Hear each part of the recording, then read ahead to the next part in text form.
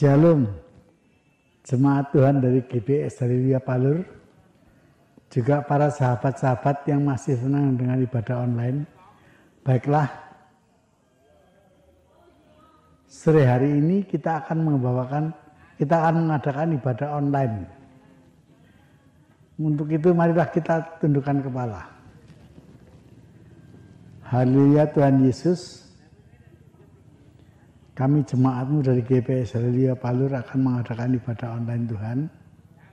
Ya Tuhan, kiranya Engkau pimpin kami jemaatmu. Haleluya. Haleluya Tuhan, untuk kami mengadakan ibadah online sore hari ini. Haleluya, di dalam nama Tuhan Yesus Engkau pimpin kami Tuhan untuk mengadakan ibadah online. Tuhan, kami juga berdoa bagi Bapak Gembala kami, Bapak Sakaria yang akan membawakan firman-Mu Tuhan.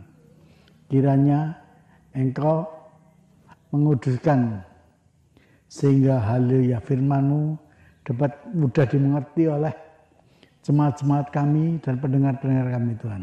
Haleluya, sehingga kami menjadi pelaku-pelaku firman yang baik dan seturut dengan kehendak-Mu. Dalam nama Tuhan Yesus kami berdoa dan mengucap syukur. Haleluya. Amin. Shalom, selamat sore jemaat GBS Haleluya Palur dan juga sahabat-sahabat ibadah online dimanapun berada, baik yang ada di dalam negeri maupun yang ada di luar negeri. Sore hari ini kita akan melanjutkan pelajaran dari Rasul Paulus yang pada Selasa lalu mengajak kita untuk menjadi jemaat yang penuh dengan damai sejahtera. Efesus 4 ayat 2, pelajaran Selasa yang lalu. Hendaklah kamu selalu rendah hati, lemah lembut dan sabar. Tunjukkanlah kasih-Mu dalam hal saling membantu. Nah, semuanya ini menjadi idaman bagi jemaat, idaman bagi keluarga, idaman bagi semua orang. Dan Rasul Paulus mengajarkannya sangat sederhana. Supaya kamu rendah hati. Supaya kamu lemah lembut dan sabar. Bahkan tunjukkan kasih-Mu dengan saling tolong menolong. Tapi bagaimana? Iblis juga membisikkan bisikan rayuannya yang hebat. Sehingga pelajaran yang mudah itu dibuat sukar. Pelajaran yang mudah itu dibuat berbagai macam alasan. Sehingga damai sejahtera yang harusnya sudah kita nikmati menjauh kembali. Sehingga hari ini Rasul Paulus mengingatkan kepada kita, mengajar kepada kita agar kita dapat hidup dengan damai sejahtera itu. Efesus 4 ayat 17, 18 dan 19. Sebab itu kukatakan dan kutegaskan ini kepadamu di dalam Tuhan.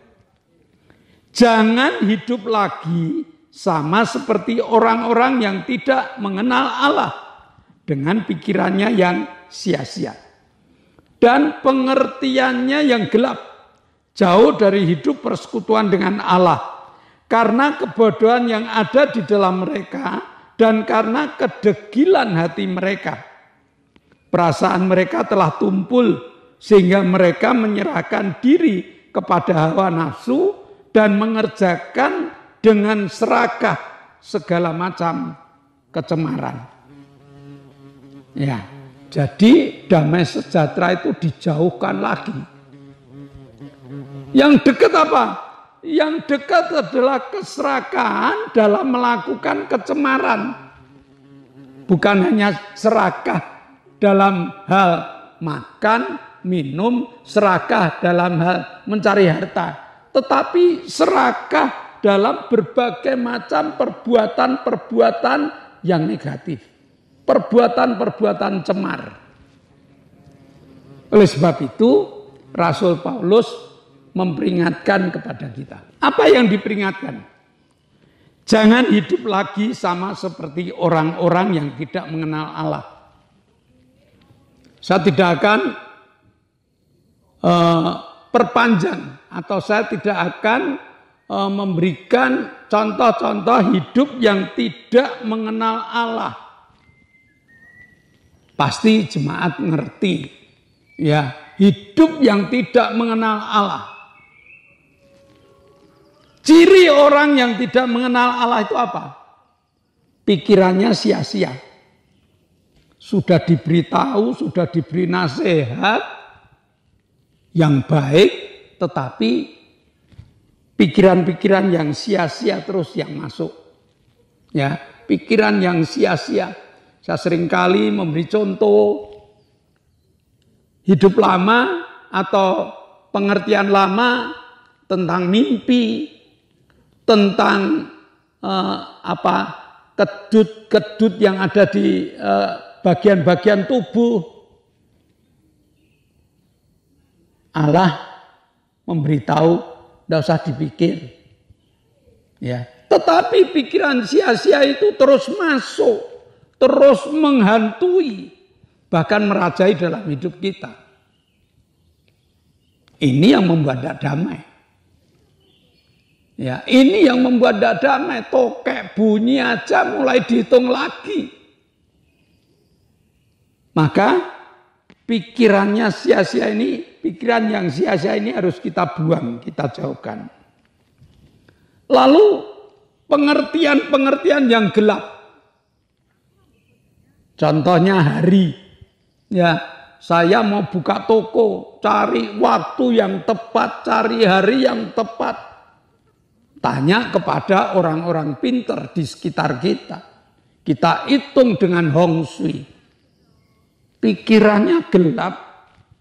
Tuhan memberikan hari itu baik. Setiap hari itu hari yang diberkati oleh Tuhan. Tetapi pikiran gelap mengatakan lain. Ini akibat dari hidup seperti orang-orang yang tidak kenal Allah. Dan yang ketiga, jauh dari persekutuan dengan Allah. Ya, menjauh ini bukan karena kurang. Kadang-kadang menjauh ini karena kita sudah merasa lebih. Dulu, sewaktu kita mengalami berbagai macam permasalahan hidup, rohani kita bertelut di bawah kaki Tuhan. Ikut persekutuan, ikut doa puasa, ikut ibadah, ikut segala macam kegiatan. Tetapi begitu dia diberkati, persekutuan ini kadang-kadang menjadi satu permasalahan dalam hidupnya. Kenapa ada datang persekutuan? Waduh, repot. Anak kemarin ngajak pergi ke mall. Aduh, alasannya banyak lah. Maka Rasul Paulus mengatakan, hati-hati. Jangan hidup sama seperti orang-orang yang tidak kenal Allah. Nah, mengapa mereka tidak mau hidup kenal dengan Allah? Karena bodoh. Ya, karena kebodohan yang ada di dalam mereka. Mereka yang tadinya sudah dibimbing, dituntun, diajak bersama-sama, sekarang kebodohannya yang mulai masuk dalam hidupnya. Dia menjadi orang yang bodoh lagi. Lalu kedegilan hatinya muncul. Degil itu apa? Degil itu tidak mau dinasehati. Orang yang tidak mau dinasehati itu memiliki kedegilan hati, mengembangkan kedegilan hati dalam hidupnya. Degil itu keras kepala. Ya, sudah tidak bisa dinasehati. Anaknya anak keras kepala. Kepala batu. Ya, ini yang seringkali muncul dalam kehidupan anak-anak Tuhan. tadinya baik, tetapi karena bisikan-bisikan iblis diizinkan dalam hidupnya, mulai membuat kerenggangan di dalam pengenalan akan Allah. Mari kita periksa hati. Kita lanjutkan. Perasaan mereka tumpul. Bahkan tidak punya perasaan. Ya, sekarang sudah tidak ada ewoh perkewoh dengan Tuhan. Sudah tidak ada perasaan yang tajam. Begitu melihat teman persekutuan, lah justru mencibirkan bibir. Tidak ada perasaan. Dulu dia menjadi anak Tuhan yang setia dan diberkati dengan berkat yang melimpah. Tapi sekarang tidak punya perasaan. Tidak punya rasa ewoh perkewoh. Melihat teman-teman mereka yang masih setia kepada Tuhan. Maka Rasul Paulus mengajar agar jemaat dapat menikmati damai sejahtera.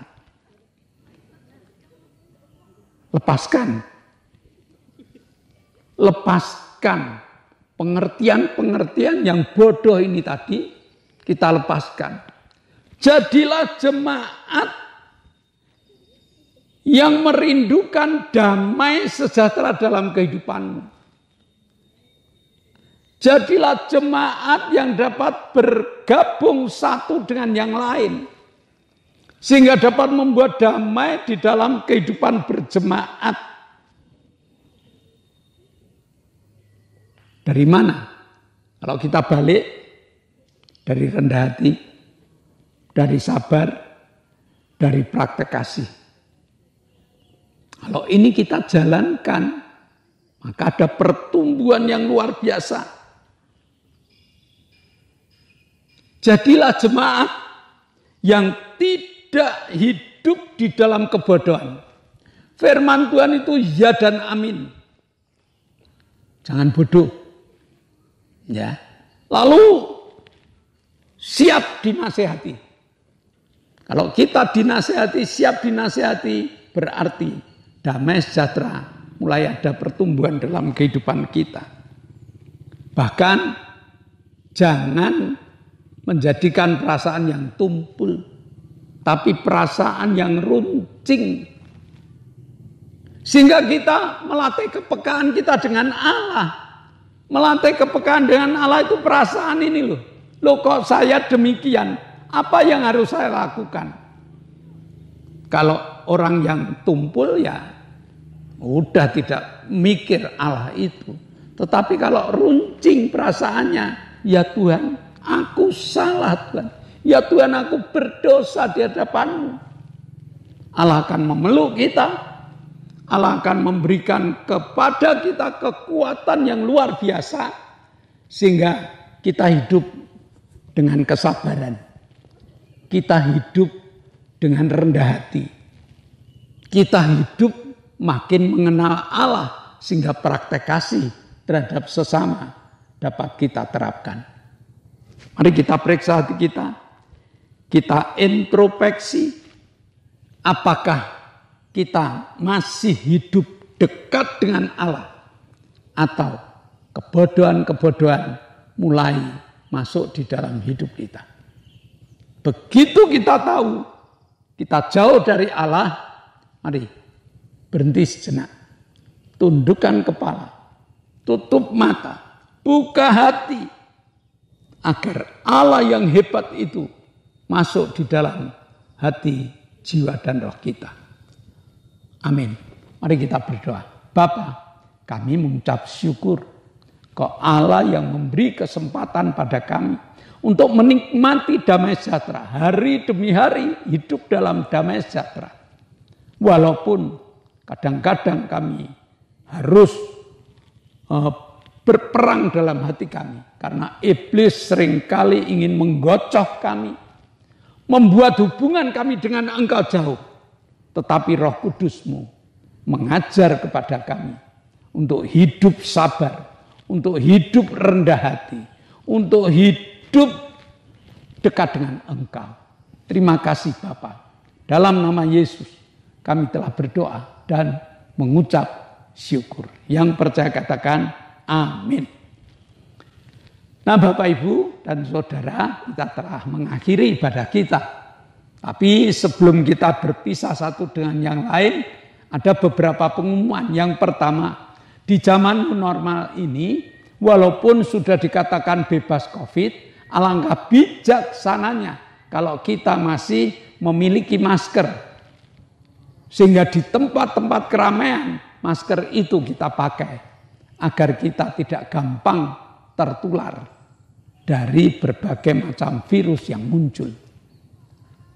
Yang kedua, GBIS Haleluya Palur sudah mengadakan ibadah on-site, ibadah tatap muka. Dengan jadwal Minggu jam 7 pagi adalah anak-anak sekolah minggu. Minggu jam 9 itu ibadah umum atau ibadah raya yang dilanjutkan dengan ibadah kaum muda remaja. Tiap hari Selasa ada ibadah pendalaman Alkitab dimulai jam 6 sore.